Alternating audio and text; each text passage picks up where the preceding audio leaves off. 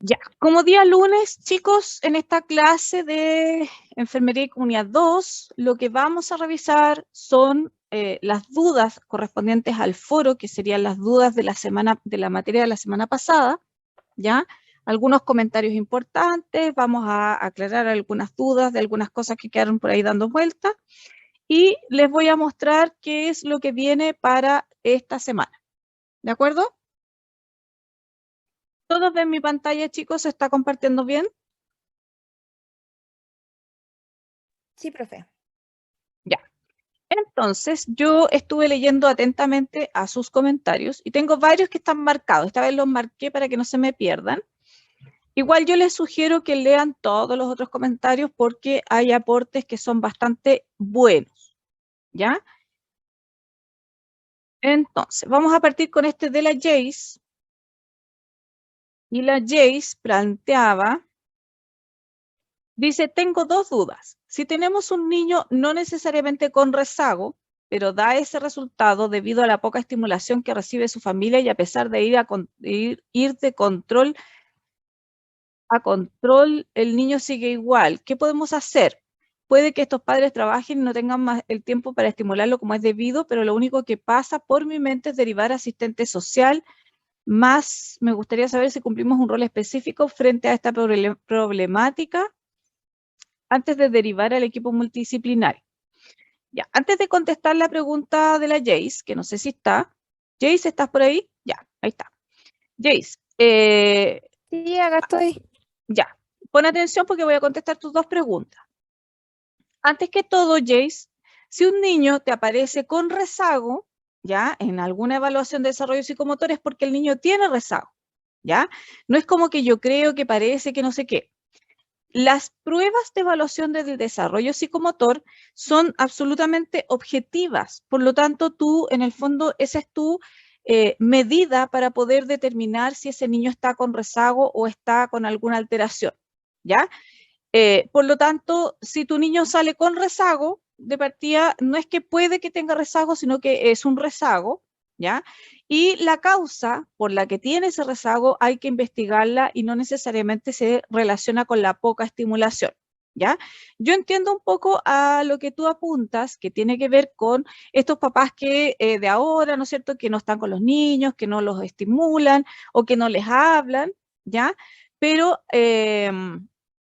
hay que recordar que la estimulación de los niños parte desde que nacen y tiene mucho que ver con cómo se relaciona ese niño con esa mamá y ese papá, que puede que no esté el papá también, ¿ya? O con el resto de los familiares que están cerca. ¿De acuerdo? Por lo tanto, cualquier cosa, cualquier, digamos, contacto con la madre, con algún familiar, va a tener cierto grado de estímulo para el niño. ¿De acuerdo? Ahora, si es para cuando un niño sale con rezago, y aquí creo que voy a responder varias preguntas, sale con rezago, retraso, o ustedes sospechan de alguna cosa, alguna alteración, existen flujogramas determinados en los centros de salud que lo que hacen es justamente regular qué es lo que se hace con ese niño y cuándo hay que derivarlo y dónde hay que derivar. ¿De acuerdo? La gran mayoría de los flujogramas y lo que plantea el ministerio en sus normas dice que si tú tienes un niño con rezago, antes de derivarlo, que fue a otra compañera también le puse lo mismo, tú vas a determinar cuáles serían las probables causas del rezago, ¿ya? Por lo tanto, tú vas a preguntarle a la mamá, ya, ¿y usted cómo cuida a su niño en la casa? ¿Cómo lo hace? ¿Con qué juega? ¿Con quién juega? ¿Quién lo cuida en la casa? ¿Lo cuida usted? ¿Se lo deja a alguien? ¿Qué hace esa persona en la casa con el niño? ¿Ya? Y de acuerdo a eso, tú puedes directamente comenzar a intervenir a través de la educación y decirle, mire, mamá, en realidad a lo mejor sería bueno que usted lo tomara con mayor frecuencia, ¿no es cierto? Que lo acercara a la ventana, que le muestre cosas de distintos colores, que le hable, que le imite los sonidos. O sea, hay una educación, ¿no es cierto?, que tú vas a hacer detrás. Una vez que tú ya hiciste la educación y de acuerdo al resultado que te dio y a otros antecedentes que puede tener el niño, ¿ya? Tú vas a determinar a dónde lo vas a derivar. Cuando son rezagos, el protocolo dice que tiene que ir a una sala, a lo que se llama la sala de estimulación, ¿ya? Donde habitualmente trabaja una parvularia o una educadora diferencial y que de alguna manera se le ofrecen, o sea, se le planifican sesiones de trabajo con ese niño, ¿no es cierto?, una vez al mes o una vez cada 15 días, para estimularlo lo más que se pueda y se trabaja con la mamá, y en ese caso la mamá va aprendiendo a la par con el niño cómo estimular a ese niño. ¿Ya? Una vez que pasa un tiempo que va a depender de qué es lo que encontraste, cómo lo evalúa la educadora diferencial, lo van a volver a evaluar, ¿ya? Y probablemente lo vas a tener que volver a evaluar tú misma o lo va a evaluar la educadora diferencial en la sala de estimulación.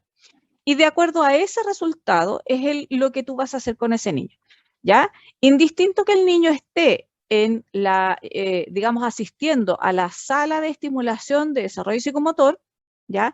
Ese niño va a seguir sus controles sanos tal cual como los tenía planificados, porque los controles sanos no tienen que ver con que si el niño está o no está con otra atención, ¿ya? Por ejemplo, si el niño fue derivado a nutricionista, por alguna razón, ese niño, aparte de ir a la nutricionista, tiene que seguir con sus controles sanos como los tiene planificados. ¿De acuerdo? Entonces, ese niño que salió con rezago por una evaluación objetiva, ¿no es cierto?, que es tu evaluación de desarrollo psicomotor, lo vas a enviar a la sala de estimulación de desarrollo, ¿ya? Y en esa sala de estimulación generalmente se le preparan una cierta cantidad de sesiones y después de esa cierta cantidad de sesiones se reevalúa. Si el niño no cambia o no mejora, ¿ya? Se mantiene en la sala de estimulación y se evalúa si se deriva a algún otro lado. Si el niño mejora, se da de alta de la sala de estimulación y vuelve a su rutina de controles normales. ¿De acuerdo? Ahora, en relación a lo que pregunta la Jace, ¿algún rol específico frente a esa problemática? La enfermera tiene un rol clave, porque ella es la que detecta el problema, porque hace las evaluaciones, ¿no es cierto? Pero también puede detectar la causa y trabaja con la mamá, ¿no es cierto? Y si es necesario, se hará alguna visita domiciliaria, ¿no es cierto?, donde se pueda tener mayor claridad de las causas de esa digamos, retraso o rezago en el desarrollo psicomotor. ¿De acuerdo? Por lo tanto, como tú te das cuenta, en esta situación se trabaja en conjunto con la educadora diferencial, a veces incluso con la psicóloga, y si es que es necesario derivar a otro lado o trabajar con el médico para que lo evalúe un poco más desde la parte clínica, también se hace. Por lo tanto, siempre el trabajo, Jace, es en equipo. ¿Te respondí tu primera pregunta? Sí, profe. Ya. Ahora, dice después, si tenemos un niño con evidente descuido observado en su higiene, además, ejemplo, puede tener 3 años y no habla bien y está en evidente sobrepeso, nuevamente, ¿qué hacemos? O solo cumplimos con el rol de gestionar derivaciones y si este niño posee sobrepeso +1, podría recibir aún así la leche que le corresponde. Ya que hay varias preguntas, Jace, y la primera tiene que ver con, digamos, el cuidado de los niños, ¿ya? Cuando uno detecta estos casos que son como, que a uno le prenden las alarmas, ¿no es cierto? Que uno ve a un niño muy enflaquecido o con mucho sobrepeso, un poco sucio, o con la ropa sucia, o con evidente, digamos, descuido por parte de la mamá o la persona que lo cuida, ¿ya? Antes de hacer nada, porque no sabemos la realidad de ese niño, antes de hacer cualquier cosa, uno tendría que determinar una visita domiciliaria integral con, ojalá, la asistente social, ¿no es cierto?, para evaluar la situación de ese niño, ¿ya? Porque a veces pasa, y me ha pasado en algunos controles, que los niños llegan en esas condiciones, pero no porque la mamá no quiera, sino que porque a lo mejor no tiene agua potable, o hace mucho frío para bañarlo, o no tiene, ¿no es cierto?, las herramientas, o no tiene ropita suficiente. Entonces, a veces son casos que son netamente sociales y que no tienen que ver con descuido, ¿ya? Ahora, si tú en esa visita domiciliaria, junto con la asistente social, detectan un descuido evidente, ¿ya? Que ya raya digamos, en el maltrato, ¿no es cierto?, una falta de cuidado, ahí se tienen que hacer, digamos, diligencias que corresponden, que es hacer un informe, ¿no es cierto?, y dar cuenta al director del establecimiento para que establezca las medidas cautelares que corresponden en términos de, no sé si, digamos, avisar a carabineros o lo que corresponda de acuerdo al caso y la evaluación que se haya hecho. ¿Ya? Ahora, si el niño tiene además todo lo que tú dijiste de que tiene un retraso en el habla, que está con sobrepeso, que está, digamos, obeso derechamente, que puede ser, ¿ya?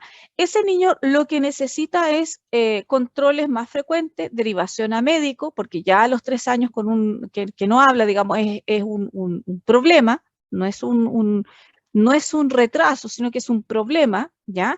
Y en relación a la leche, tú lo que vas a hacer es evaluar las medidas antropométricas, que lo vamos a ver en las clases de esta semana, y vas a calcular su estado nutricional de acuerdo a los parámetros nutricionales, y de acuerdo a eso tú le vas a escribir en su carnet, y la nutricionista, ¿no es cierto?, es la que va a determinar de acuerdo al estado nutricional si le corresponde toda la leche o les corresponde 1 kilo nomás porque está sobrepeso o algo así, ¿ya? Indistinto de eso, si tú lo vas a derivar nuevamente, ¿ya? Tú igualmente puedes hacer una educación a esa mamá, porque a lo mejor esa mamá no sabe que lo está haciendo mal y cree que lo está haciendo regio, porque en su casa eran todos gorditos, todos con los cachetitos rosados, entonces era súper fácil creer que lo está haciendo bien, pero a veces no es así. Entonces uno tiene que educar a la mamá, si es necesario, hacer una visita domiciliaria, ¿no es cierto?, para ver cómo le cocina al niño o los tipos de alimentos que puede comprar, etcétera, etcétera.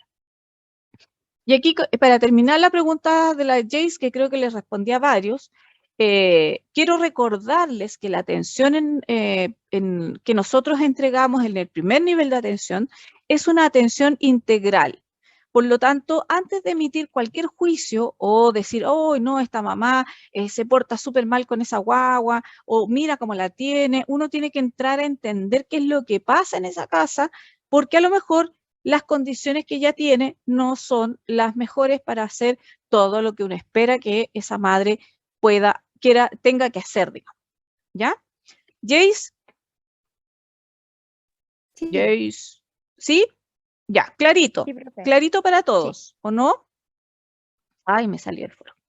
Ya, habían varias preguntas como de esa índole, igual las marqué, muchas se repetían. A ver, la Javiera dice, profesora, tengo 2 dudas. ¿Qué medidas se toman para un bebé si persiste con reflejos arcaicos más de lo normal y el programa de salud infantil puede aplicar independientemente si su nacionalidad es extranjera? Esta fue otra pregunta que salió harto. Ya. En relación a los reflejos del recién nacido, ¿ya? Hay que evaluar, como yo les decía, de manera integral.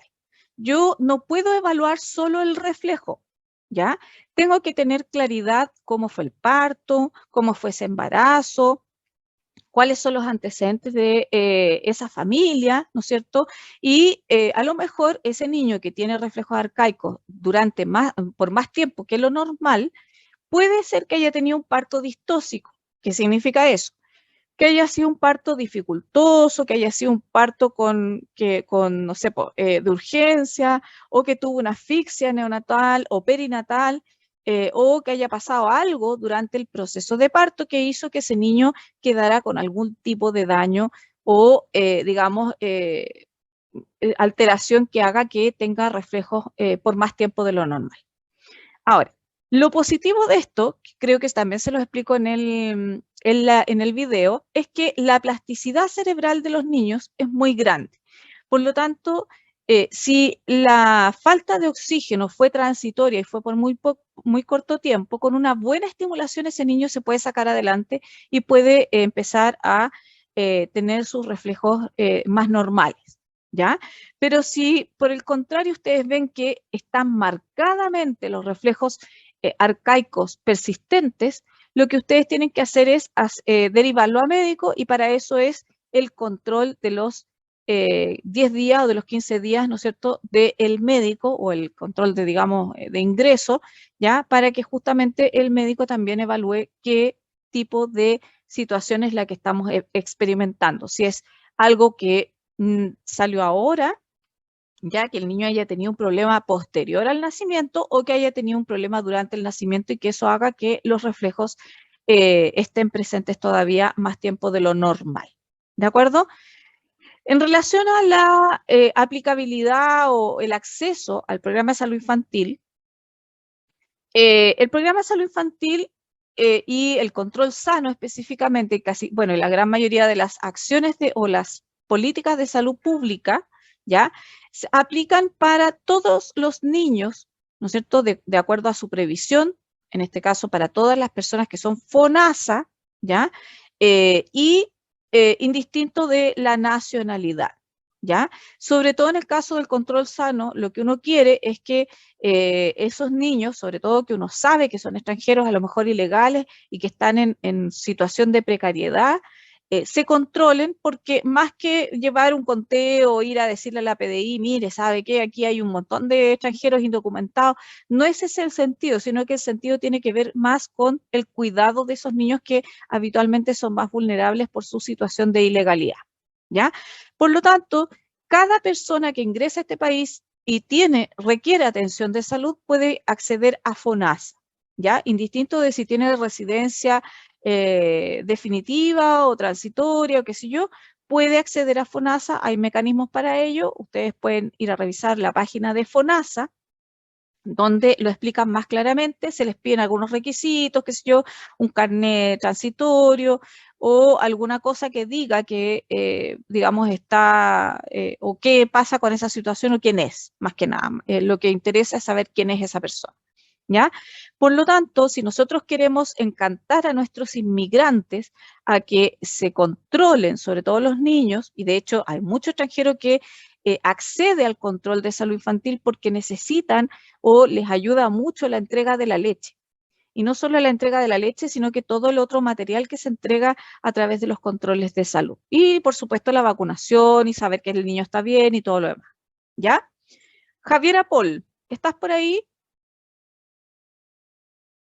Sí, profe. ¿Contesté tu pregunta?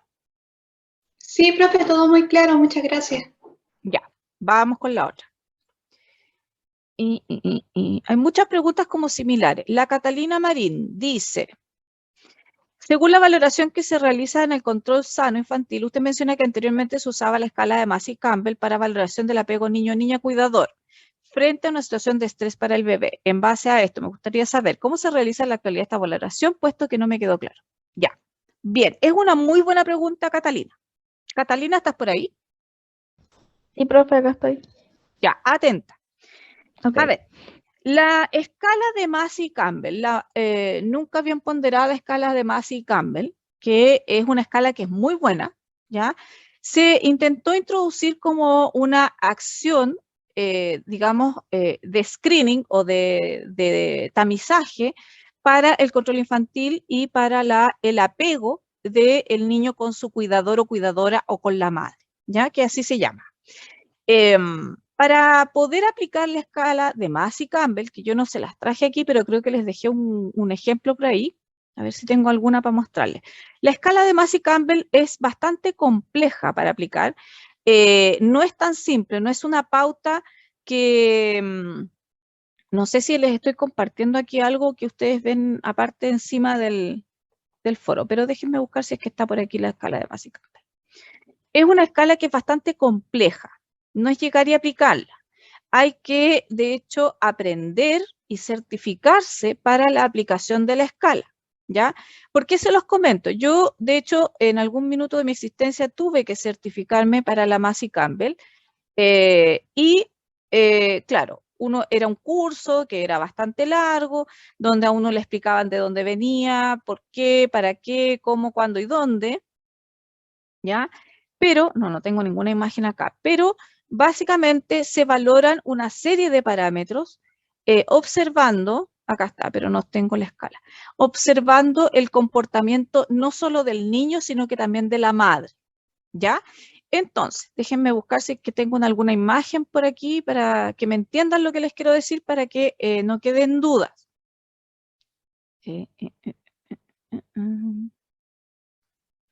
Pero esa escala, como yo les cuento, es muy compleja de aplicar Y era casi hacer un curso aparte para poder hacerla. Y a pesar de haber hecho ¿cómo se llama esto? Ya, aquí les voy a compartir un artículo que habla un poco de lo que pasó con esa escala. Y acá, ya, aquí, estas se las voy a leer, les voy a compartir un link en el chat, ¿ya? Para que lo vean. Chat, chat, chat, chat, chat, chat, chat, ya, ahí. Guarden ese link, si no lo quieren mirar ahora, no es necesario que lo miren, pero básicamente les da algunas pistas en relación a lo que pasó con esa escala. Entonces, yo les voy a mostrar acá un pedazo de la escala. A ver si me la puedo... Ahí. No sé si se ve o no se ve, pero la vamos a agrandar. Espérenme. Ya. Entonces, ¿dónde estoy? Acá. Les voy a compartir para que la vean y la conozcan y me entiendan a qué me refiero. Ya, esta que ustedes ven acá es la escala de Massey Campbell que ocupaba el gobierno de Chile. ¿Ya? Entonces consta principalmente de dos partes. La primera son conductas del niño o niña durante el evento estresante. Y el evento estresante para evaluar en nuestro caso se utilizaba el control sano. O sea, se asume que el control sano es un evento estresante para el niño. Entonces, lo que ustedes tenían que mirar en el niño, porque tenían que hacer las dos cosas al mismo tiempo, es la mirada del niño, la vocalización, si está tocando, ¿no es cierto? O, digamos, algunas conductas que se veían en el niño, si está sosteniendo, si hay afecto, el tipo de proximidad o de cercanía, ¿ya? Y también en forma paralela, o sea, al mismo tiempo, ustedes tenían que evaluar la respuesta del acompañante o la madre, ¿no es cierto?, en esta situación de estrés. Y ahí básicamente se valora lo mismo, ¿ya? Ahora, si yo les digo, la mirada es una de las cosas más fáciles de evaluar, pero por ejemplo el afecto, ¿cómo ustedes pueden ser certeros en evaluar estos parámetros? Dice, puntaje 1, siempre está intensamente angustiado y temeroso. Puntaje 2, frecuentemente irritable, temeroso o apático. Puntaje 3, ansiedad moderada y o placer intermitente o poco claro. Número 4, tensión ocasional, en general sonríe. Número 5, siempre sonriente o no observado. ¿Ya? Esa es la escala y de alguna manera yo les mostré un par de parámetros, ¿ya? Pero básicamente es lo que... y abajo había que llenar todo un perfil que aquí no aparece, pero básicamente es eso. Entonces, ¿qué es lo que ocurría? Que para la enfermera Juanita, ella entendía que el estar a veces temeroso era una cosa, y venía la enfermera Pepita y ella entendía otra cosa totalmente distinta. ¿Ya? Entonces, ¿qué es lo que ocurría? La variabilidad entre observadores era muy alta. ¿Qué es lo que hacían las enfermeras al final, que no estaban capacitadas? Llenaban los puntajes de la mejor manera que ellas creían. Por lo tanto, la valoración de un niño, salían todos los niños con apego seguro, o sea, salían todos los niños normales. O en su defecto, a veces salían todos los niños con apego inseguro, cosa que a veces no era tan así, ¿ya? Entonces, la variabilidad que había entre lo que observaban ¿cómo se llama esto? Las enfermeras era muy alta, ¿ya?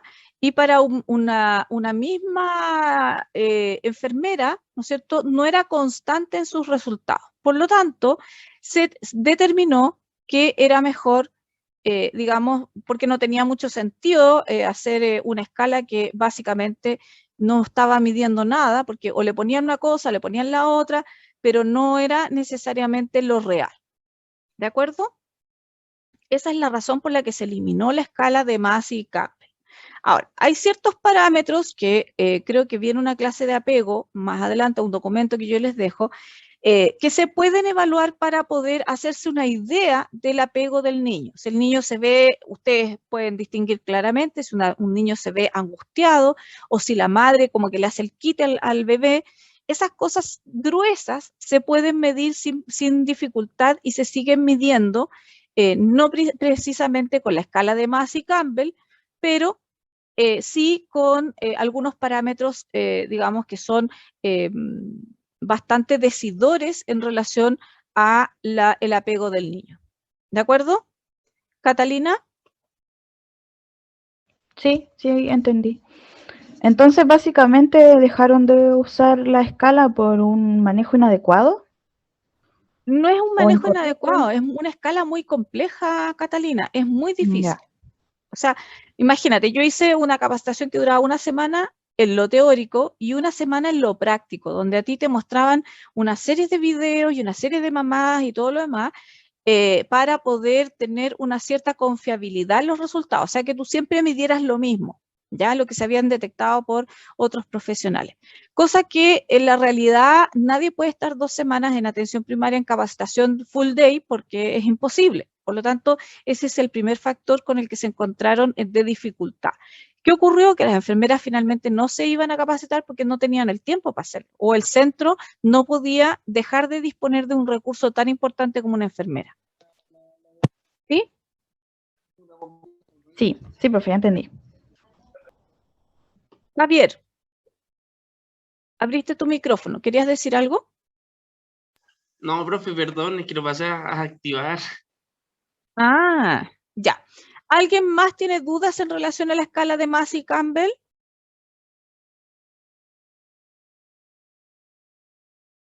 ¿A todos les quedó claro, chicos? Es un detalle en realidad, pero es importante entender por qué se dejó de usar y es bueno entender la complejidad que tiene la escala, porque básicamente ustedes están en una consulta donde la guagua generalmente llora, la mamá se pone nerviosa, ustedes tienen que valorar no solo el apego, sino que están valorando paralelamente un montón de otras cosas más y tienen que estar pendientes de las reacciones del niño, de las reacciones de la madre, y no es tan simple como para hacerlo así solo en un control, ¿ya? Al respecto, tienen varios documentos en el repositorio que yo les dejé, de la escala, de cómo se aplica, de la historia y un poco también de lo que es el apego. Y eso sí hay que evaluarlo sí o sí. Ya. Después la María de los Ángeles dice, profesora, tengo dos dudas. La primera respecto a la escala de Massey-Campbell, que ya la respondí, y la segunda es respecto a la escala de Edimburgo. En caso que presenta diagnóstico de depresión postparto, ¿dónde debemos derivar y qué intervenciones hacer en esa instancia con la usuaria? Ya, vamos a ver. Déjenme primero buscar una imagen de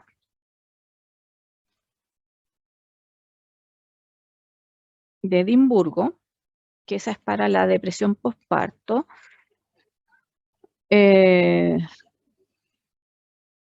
La de Edimburgo, la que usamos nosotros, es.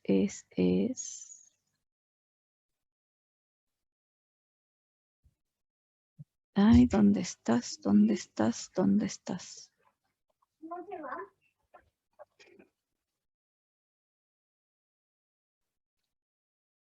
A ver. ¿Dónde tengo yo la escala de Edimburgo? Puntaje.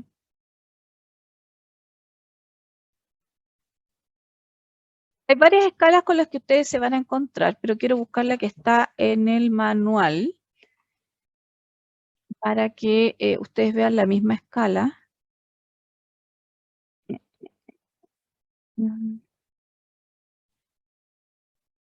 Ya, esta parece que está completa.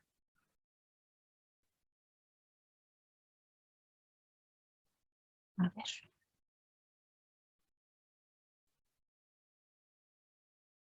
Esta, ya. Esta es la que les voy a mostrar ahora. está?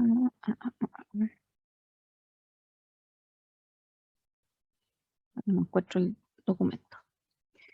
A ver, básicamente la escala de Edimburgo lo que hace es evaluar o valorar el riesgo de depresión postparto o algunos signos que nos puedan decir que esa mamá está cursando con cierta depresión postparto, ¿ya? Y esa escala se hace por protocolo, tal como dice ¿cómo se llama esto? El manual, aquí. Evaluación de depresión postparto, ya. Ahora, si yo quiero...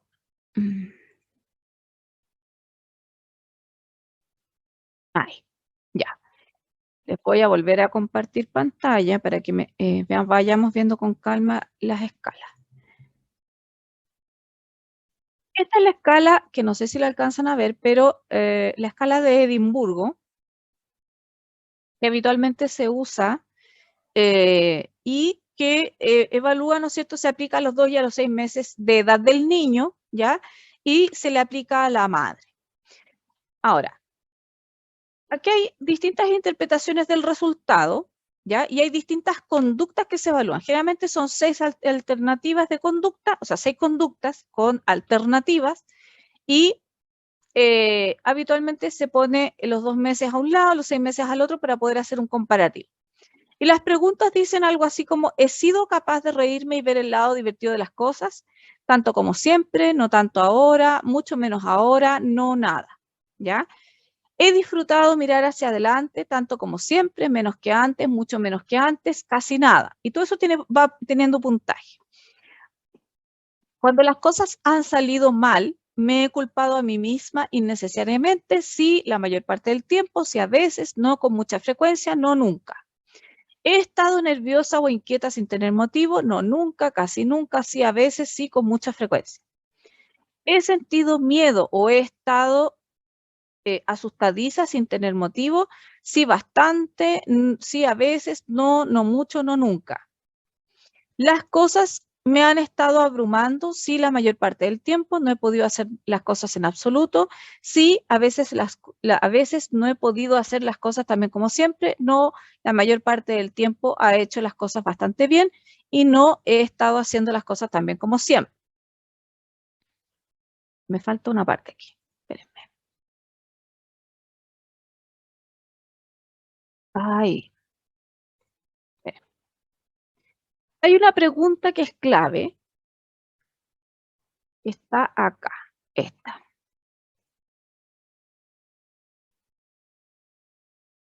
Aquí está, ya. Hay 2 preguntas que son claves para que ustedes puedan evaluar la derivación y a dónde la deriva, ¿ya? Y dice, ¿me he sentido tan desdichada que he tenido dificultades para dormir? Sí, la mayor parte del tiempo, sí, a veces, no con mucha frecuencia, no nunca. ¿Me he sentido triste o desgraciada? Sí, la mayor parte del tiempo, sí, bastante a menudo, no con mucha frecuencia, no nunca. ¿Me he sentido tan desdichada que he estado llorando? Esa es la primera pregunta que a uno le alerta, ¿ya? Sí, la mayor parte del tiempo, sí, bastante a menudo, no, solo ocasionalmente, no nunca. Y aquí esta pregunta 10, ¿ya? La pregunta número 10 es clave, porque dice, ¿se me ha ocurrido la idea de hacerme daño? Y aquí, ojo con esto, porque hay algunas que dicen solo de hacerme daño a mí, o hay otras escalas que dicen de hacerle daño a mi hijo, ¿ya? Y aquí donde dice sí bastante a menudo, aquí usted no lo piensa 2 veces y no importa el resultado total del test, sino que si dice que sí, esa señora, esa persona, probablemente está con un riesgo de hacerle daño al niño o hacerse daño a sí misma, por lo tanto se considera una urgencia y se deriva inmediatamente a la unidad de salud mental, o sea, a médico, ¿ya? Ahí usted no lo piensa 2 veces. Si la pregunta número 10 le sale con 3 puntos, o sea, sí, bastante a menudo, ¿ya? Eso quiere decir que esta mamá tiene que ser derivada automáticamente a un médico, porque quiere decir que necesita tratamiento ya. No es como para mañana, no es para la próxima semana, no es para que le den hora, es para ahora. ¿De acuerdo? Ahora, Si la pauta sale alterada, en alguna, digamos, con un puntaje alterado, va a depender de la magnitud del puntaje que tenga, que eso está explicado en la norma. Ya no me voy a detener mucho en eso porque si no nos vamos a demorar mucho, pero básicamente si hay alteración, la mamá se deriva a la unidad de salud mental del centro, ¿ya? Pero siempre, antes de derivar, como ustedes ya lo saben, deben hacer algún tipo de intervención o de algún tipo de contención, ¿de acuerdo? Porque esa mamá que está con esa respuesta de que ha pensado hacerse daño, claramente es una persona que está con un nivel de angustia importante y no hay que decirle, mire, usted va a matar a su guagua, no sé qué, no, eso hay que evitarlo, sino que lo que uno tiene que decirle, mire, sabe que creemos que es importante que usted se evalúe inmediatamente porque puede ser que tenga alguna situación que sea un poco más seria y es mejor verlo ahora a que esto siga aumentando. ¿Quedó claro, María de los Ángeles? Está la María de los Ángeles, ¿no? No, pero el resto, Sí, ahí está. profesora, me quedó claro. Ya. Gracias. Entonces, la pregunta número 10 de la escala de Edimburgo es la que es clave, ¿ya? Si esa pregunta aparece con esa declaración de que ha tenido intención de hacerse daño a sí misma o a otros, quiere decir que esa persona requiere automáticamente ser derivada a médico en el momento. No se puede esperar. ¿De acuerdo? Todas estas cosas, chiquillos, están establecidas en los distintos flujogramas. Ya, la Bárbara preguntó algo que no entendí en realidad cuál era la pregunta, pero la Bárbara dice, ¿se está dando aún el bono por control de niños sano que da el gobierno? Creo que es de 6.000 pesos por cada niño o niña menor de 6 años que asista a todos sus controles y estén al día. Me imagino, Bárbara, está la Bárbara, ¿no? Barbarita. Sí, profe, acá estoy. Lo que pasa es que le pregunto porque yo me acuerdo que el año pasado a una amiga le daban ese bono que creo que era de 6.000 pesos, pero si es que tenía sus controles al día, porque creo que si ella no llevaba a su hijo a un control o alguna vacuna, perdía el bono. Entonces no estaba segura si es que lo estaban dando o no, porque creo que era por Chile Atiende, algo así. Ya, a ver, aquí hay varias cosas, Bárbara. Los bonos que se dan en relación a, digamos, estos controles al día o las vacunas al día o qué sé yo, obedecen a una evaluación social, ¿no es cierto?, donde tú acreditas una cierta situación social que te permite entrar a ciertos programas del gobierno como el Chile Crece Contigo es uno, y hay varios más que tienen en relación con el apoyo a la extrema pobreza, ¿ya? Dentro de eso te vas a encontrar con millones de bonos y millones de cosas a las que tú pudieras eventualmente postular, pero para poder acceder a ellas tú tienes que cumplir primero los requisitos socioeconómicos que piden. ¿Ya? Esto es como el bono COVID. Si tú no cumples con los requisitos de haber bajado tus ingresos en más de un 10%, no sé qué, no sé cuánto, es difícil que aunque tengas el control al día, te lo den. ¿De acuerdo? Ahora, para poder tener más información respecto a los bonos, usted tiene que ingresar a una página que se llama Ministerio de Desarrollo Social. Te lo busca en Google, Ministerio de Desarrollo Social de Chile, y ahí le va a aparecer la página y dentro de esa página hay un link que la lleva automáticamente a todas las posibilidades de bonos, ayudas y cosas a las que usted pudiera eventualmente postular con sus requisitos propios y si están vigentes o no están vigentes. ¿De acuerdo? Ahora, la segunda pregunta, Barbarita, era ¿qué ocurre si el niño o niña es extranjero, pero sus padres son residentes legales en Chile y tienen sus documentos o visas vencidas? No tienen acceso a recibir atención primaria. Ya. Esta pregunta de partida tiene varios errores de concepto. Si son residentes legales en Chile, no necesitan visa. ¿Ya? Si están legal, significa que tienen sus documentos al día, o sea, no debieran tener problemas en eso. Pero si tú te refieres a los residentes que no tienen problemas, ¿ya?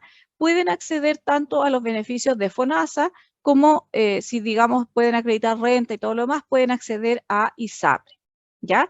Por lo tanto, los beneficios a los que pueden acceder va a depender del sistema previsional que ellos tengan. ¿De acuerdo? Ahora, si hablamos de extranjeros ilegales, de escasos recursos, que claramente son, digamos, personas de riesgo, ahí estamos hablando de otra cosa, donde efectivamente lo que uno busca como atención primaria es justamente llegar a ese sector vulnerable y que esa gente no tenga trabas para acceder a la atención primaria de salud a través de FONASA. Y, como dije hace un ratito atrás, todos los mecanismos para acceder a eso y lo que se les pide está en la página de FONASA. Y la página de FONASA es fonasa.cl. ¿Bárbara? Sí, profe, ahí me quedó claro. Ya, perfecto. Yo debería empezar a cobrar estas preguntas, ¿ah? Ya, la Catalina dice, profesora, ante el hallazgo de una alteración de percentiles de antropometría pediátrica, ¿se deriva al especialista y luego se realiza algún tipo de seguimiento por parte de la enfermera o queda bajo la responsabilidad del médico tratante que se derivó al paciente? A ver, ojo con esto, Catalina. No hemos visto la clase de evaluación nutricional o de diagnóstico nutricional todavía, ¿ya? Pero ojo con esto. Cuando tú haces una evaluación nutricional, tú vas a emitir diagnóstico de acuerdo a los percentiles nutricionales, ¿ya? O sea, vas a decir si está normal, si está con sobrepeso, obeso, con riesgo de desnutrir o desnutrir. Cuando los niños están con riesgo de sobrepeso, ¿ya? O en riesgo de desnutrir, lo que tú haces es derivarlo a la nutricionista. Bueno, yo obeso también, derivas primero a la nutricionista. Siempre, antes de derivar, recuerden que usted también puede hacer educación y hacer algo para que ese niño empiece, digamos, o por lo menos la mamá empiece a tomar un poco de conciencia de lo que está pasando con ese niño. Cuando el niño está con riesgo de desnutrir, ¿ya? Uno lo deriva a médico, ¿ya? Y así como yo lo comenté al comienzo, cualquier derivación que uno haga no significa que el niño quede fuera de las manos de la enfermera, sino que el niño sigue con sus controles con la enfermera, ¿ya? A menos que, por ejemplo, sea derivado a nivel secundario o terciario para algún otro estudio más importante o algún seguimiento de otro tipo, y ahí deja de ser, se hace un traslado, ¿no es cierto?, de ese paciente, o sea, deja de ser un paciente de atención primaria porque tiene alguna otra condición, pero puede perfectamente seguir con sus controles de niño sano con la enfermera que netamente tienen que ver con el crecimiento normal y con ayudar a los papás a criar a estos niños durante la primera infancia, ¿ya? La primera y la segunda infancia. ¿De acuerdo? Por lo tanto, la enfermera siempre tiene que estar siguiendo a sus pacientes, estén donde estén, si están yendo a la nutricionista, si están yendo con el kinesiólogo, si están yendo con el, no sé, el médico, si están yendo a donde estén yendo, ¿ya? La enfermera siempre tiene que estar pendiente de ese niño porque es parte de la población que está trabajando con ella, ¿de acuerdo? Por lo tanto, si tú quieres saber más o pasa un tiempo y tú no sabes de ese niño qué pasó o nadie te comentó que lo habían derivado, por ejemplo, a nivel secundario o terciario porque tenía alguna otra cosa más, tú lo que puedes hacer es generar una visita domiciliaria de seguimiento, ¿no es cierto?, para ese caso que quedaste como inconclusa. Catalina, ¿te respondí? Sí, profe, gracias. ¿Era eso, cierto? ¿O era algo más? Sí, o sea, igual yo lo había considerado como en riesgo, por ejemplo, de macrocefalia, microcefalia, que uno los deriva al médico, después se deriva al neurólogo y luego yo no sabía si la enfermera podía continuar así haciendo un seguimiento del paciente o bien nos limitaban hasta ahí, hasta la Es que el derivación. control sano es indistinto de las patologías que tenga el niño. O sea, si el niño fue derivado, no sé, porque es diabético, porque tiene una macrocefalia, el niño puede seguir controlando su crecimiento. Por lo tanto, el niño puede seguir consultándote o digamos, yendo a las consultas de control sano, ¿ya? No son excluyentes, no es excluyente el hecho de que tú derives al nivel secundario, al neurólogo, a donde tú quieras, que lo siga atendiendo la enfermera, no es excluyente. A menos que el niño deje de ser un niño de atención primaria y netamente se traslade y se haga todo en el nivel secundario y eso te lo tienen que informar.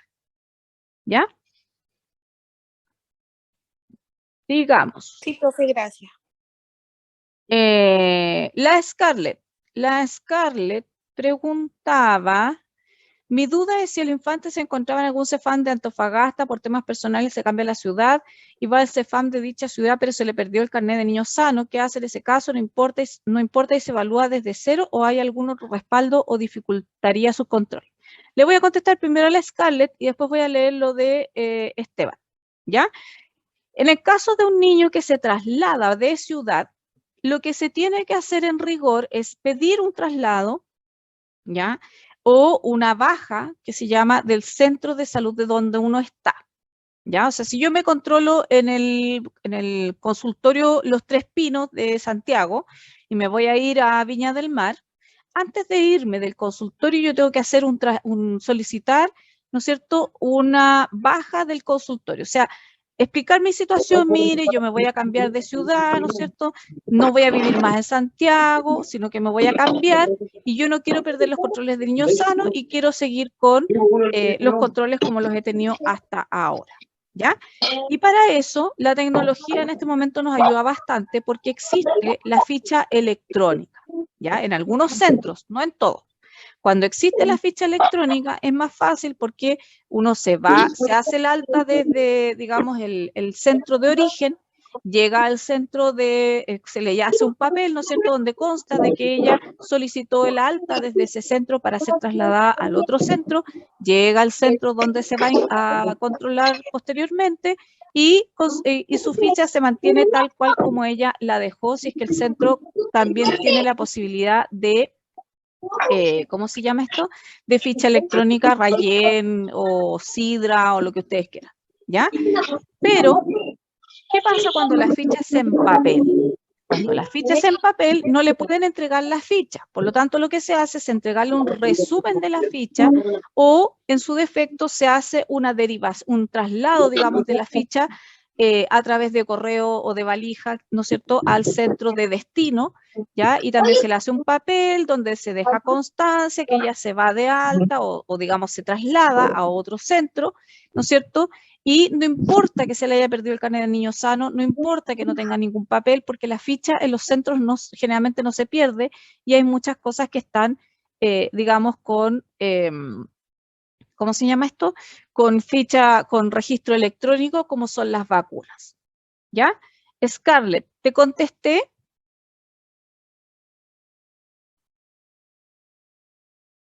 Scarlett, ¿está por ahí la Scarlett o no? No la veo. Bueno, pero el resto... profe, me ya. quedó claro. Muchas Perfecto. gracias. Ahora, lo que dice Esteban, dice, hola compañera, tengo entendido que hay algún tipo de registro en el sistema para que no se pueda dar por perdido todos los procedimientos de información realizada. Ya. En el fondo, el Esteban apunta justamente a lo que yo les contaba. Existe en algunos lugares, no en todos, la ficha electrónica, ¿ya? Que lo ideal sería que pudiéramos tener desde cualquier lugar de Chile acceso, ¿no es cierto?, a esa ficha electrónica y que tuviéramos una ficha electrónica por cada, digamos, que se pudiera usar tanto en la atención primaria como en la atención secundaria o en las clínicas privadas o en cualquier parte, ¿ya? Pero la realidad en Chile es bastante distinta y como aquí en general cada uno arma su sistema de acuerdo a sus necesidades, sus conveniencias y todo lo demás, yo les aseguro que se van a encontrar con distintos tipos de ficha electrónica, tanto en el sistema privado como en el sistema público, y sobre todo los consultorios. No todos los centros usan Rayen, no todos los centros usan Sidra, no todos los centros usan Florence, no todos los centros usan Medicine, por lo tanto, la facilidad de que esa ficha sea traspasada de centro a centro, o de que si está no sé, pues en Santiago y se fue de vacaciones a Arica y se enfermó y se tiene que atender, tenga acceso a su ficha anterior, es más complicado, ¿ya? Por lo tanto, no se les olvide que si una persona se va de un consultorio, tiene que hacer el trámite para que le hagan todo esto que yo les comentaba, de trasladar la ficha o al menos los antecedentes más importantes si es que es necesario. ¿De acuerdo, Esteban? Sí, súper. Ya, perfecto. Sigamos. Creo que era la última pregunta esa. Ya. Chiquillos, hasta aquí. ¿Dudas de la materia que revisaron? ¿Niños? No, profe. No, profe. ¿Alguien quiere hacer algún comentario? ¿Tiene alguna duda con el Chile Crece Contigo? ¿Tiene alguna duda con el desarrollo psicomotor?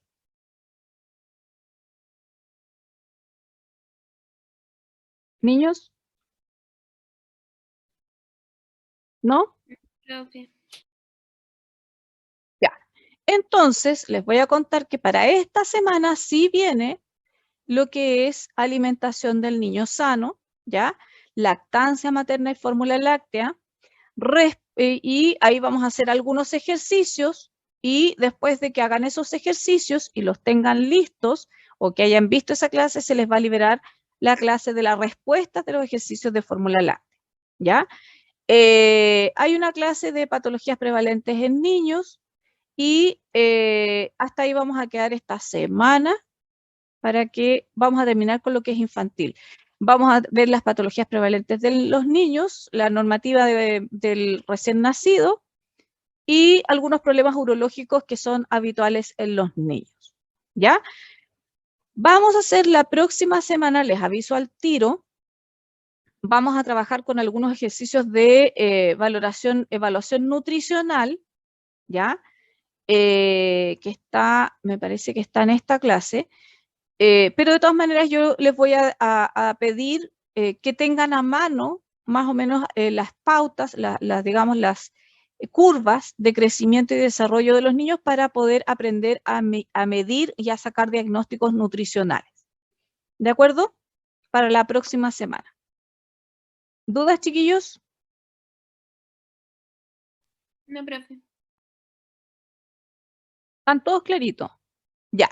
Entonces, si no hay más dudas, chiquillos lindos, la prueba se las voy a revisar entre hoy día y mañana, si es que alcanzo, porque estoy entre las pruebas de gestión y otras cosas más que me están pidiendo de la universidad.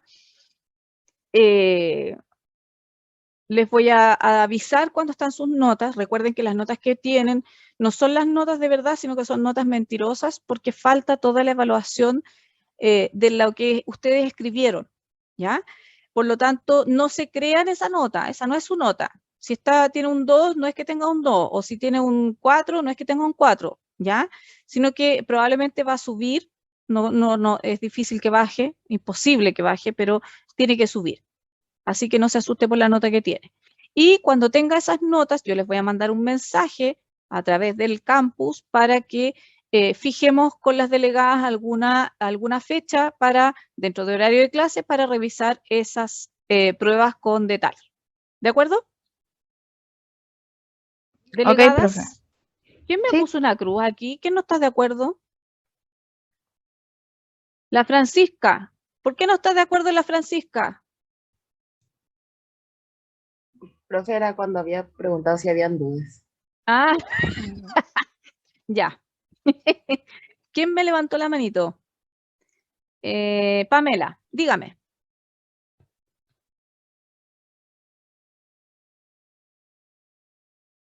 Pamela, le escucho. No se escucha nada, así que me está hablando.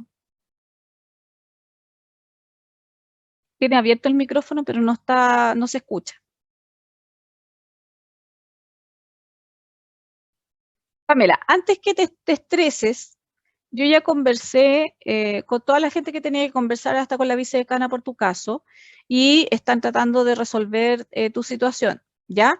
Por ahora, tranquilidad, no te estreses, y a los que no dieron la prueba por A, B o C, quedamos, y esto es para las dos pruebas, la de gestión y la de comunidad, quedamos en que de igual manera tienen que justificar su inasistencia de alguna manera, o explicar, digamos, lo que les pasó, y en esta pasada van a ir a la recuperativa, ¿ya?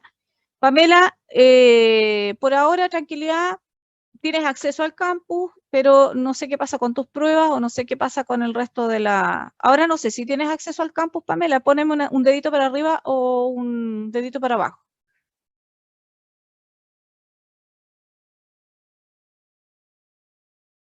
A Pamela parece que no me escucha.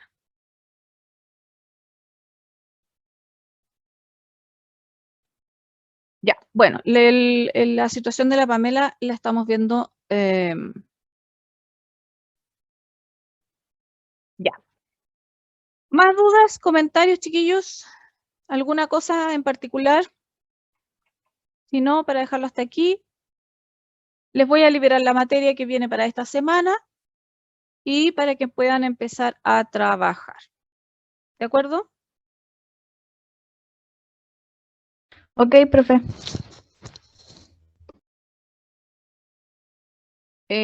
Pamela, sí, vas a tener acceso a las actividades anteriores. En todo caso, no hay nada distinto de lo que está en YouTube y de lo que las clases han sido exactamente las mismas que están en YouTube.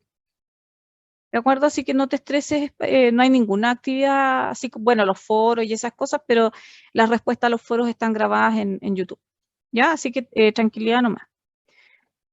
Ya, chicas y chicos, estamos